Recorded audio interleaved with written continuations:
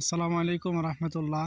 দেখেন, আপনারা বিকাল বেলায়, বিশেষ করে শীতকালে যখন বিকাল বেলা হয়, তখন মানে পোলাপান মিষ্টি রোদের মধ্যে ক্রিকেট খেলায়, ফুটবল খেলায়, দৌড়াদৌড়ি করে। বিশেষত শীতকালে যে আপনারা দেখেন মাঠ সব খালি, মানে কোনো ধান নাই, কোনো কৃষির জমির মধ্যে কোনো ধরনের কৃষি আর ফসল শস্যাদি নাই, সব খালি, গরু ছাগল ঘুরতেছে।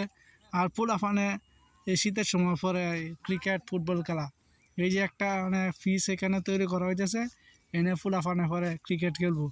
আমরা তাদের কাছে গিয়ে জিজ্ঞাসা করি, মানে তাদের এই শীতকালে ক্রিকেট খেলা কেমন লাগে। আচ্ছা, শীতকালে ক্রিকেট খেলা কেমন লাগে?